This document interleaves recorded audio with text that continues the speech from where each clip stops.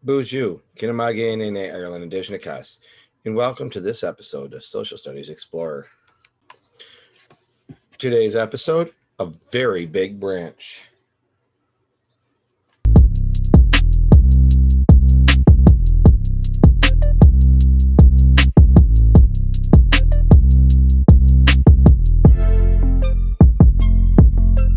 We continue to discuss the executive branch as we prepare you for the home stretch of this academic year. And today we're going to focus on the job of the executive branch, but not just that of the president and vice president. You can see by the image here, the executive branch, we see a lot of what the president and vice president do, but the vast majority of the work is completed by executive departments and agencies, many of which you may not even know their names. We've got a job to do. The job of the executive branch is to carry out the laws that the legislative branch passes. When you think of the executive branch, you probably think of the president. But the president is only the head of the executive branch. He's like the tip of the iceberg.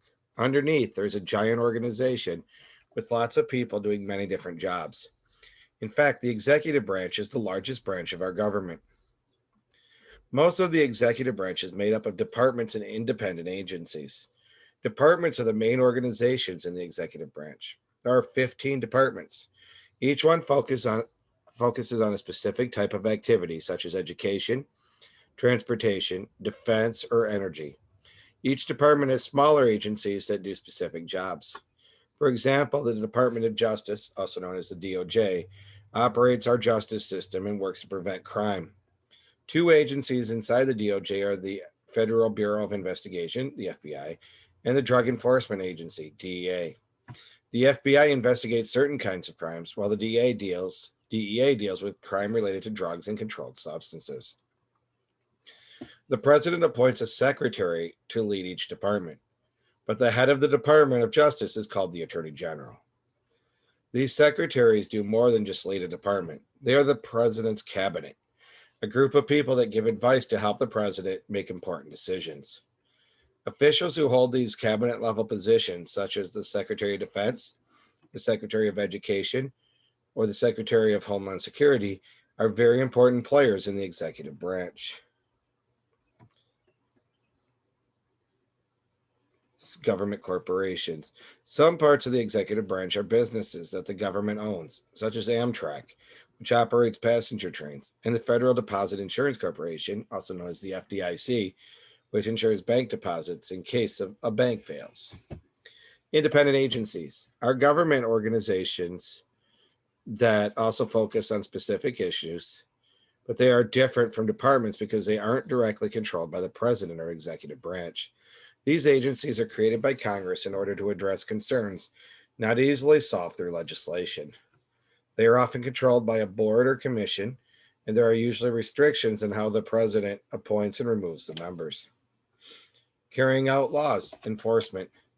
What does it mean to carry out a law? That depends on the kind of law that needs to be carried out. Some laws make things illegal and describe consequences for those who do those things. Executive agencies enforce the law when someone isn't following it. There are several things an agency can do to enforce a law. They can educate the public about new laws. They can monitor the public to make sure laws are being followed. They can catch individuals or organizations not following the law. They can take offenders to court, and they can follow any other enforcement procedures the agency may have. Carrying out laws, regulations. Other laws are just instructions about something that must be done, such as installing new security procedures at the nation's airport. A law like this will not include every last detail about how it should be carried out. Instead, the law will authorize the executive branch to decide these details. The rules the executive branch makes about how the law will be carried out are called regulations. Regulations have power similar to laws. Some regulations make activity illegal, and others give instructions for how something must be done. Agencies enforce and regulate. Most departments and agencies both enforce laws and make regulations. For example, the Environmental Protection Agency is an independent agency whose goal is to protect the environment and human health. It carries out laws passed by Congress, such as the Clean Air Act, that is designed to limit air pollution. The Clean Air Act authorizes the EPA to set limits on how much pollution can be put into the air. To do this, the EPA issues regulations that say exactly how much pollution vehicles, factories, and other sources can put into the air. The EPA then works to enforce those regulations. Violating them can result in penalties.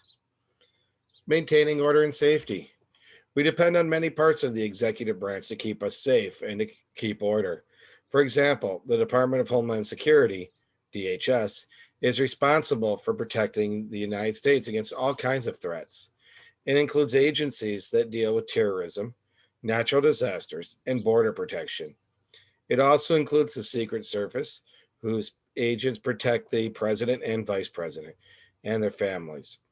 Inside the DHS, the Federal Emergency Management Agency, FEMA, responds to natural disasters to help people get help that they need in an orderly way. The Coast Guard, also part of DHS, patrols our nation's coastlines to watch for threats and help boats in distress. The Department of Defense, the DoD, is the biggest department. It includes all the military departments such as the Army, Navy, and Air Force, as well as many other agencies. Together, all the parts of the Department of Defense work together to make sure our armed forces are prepared to protect our nation's security. Busy, busy. Remember that most of the day-to-day activity in the executive branch involves ordinary people doing the work that needs to be done. An FBI agent conducts an investigation, a soldier participates in training exercises, or a worker monitors a nuclear reactor at an energy plant. The executive branch needs people to answer phones, program computers, file papers, do scientific research, process mail, fly airplanes, and clean bathrooms. In fact, the federal government is the nation's largest employer, and most of those jobs are in the executive branch. So we also have a particular department I'd like to highlight for a moment, and that's the Department of the Interior, led by Secretary Haaland. And the reason I want to highlight this is Secretary Haaland is actually the first Native American woman to lead an executive branch. It took until the year 2021 for this to finally occur. So that's pretty awesome. So now the assignment part today, you have two options. If you're in the physical classroom, you're going to complete this here, and you may work together in the physical classroom to figure out who does what. If you're at home, you could do this and either submit it on your next day back to school or take a picture of each side, make sure your name's on it, and send it to me via text or email. The other option for those of you at home is to spend a few minutes, and I'll set up a Google form to find out what the Department of the Interior does and to give us just some basic information on Secretary Haaland. You may choose either choice if you're at home. In the classroom, however, we're going to go with the cabinet. If you have any questions, please reach out to me at Ireland@sagchipschool.net. Have a minute, Gijigat, Minwa, Mama P.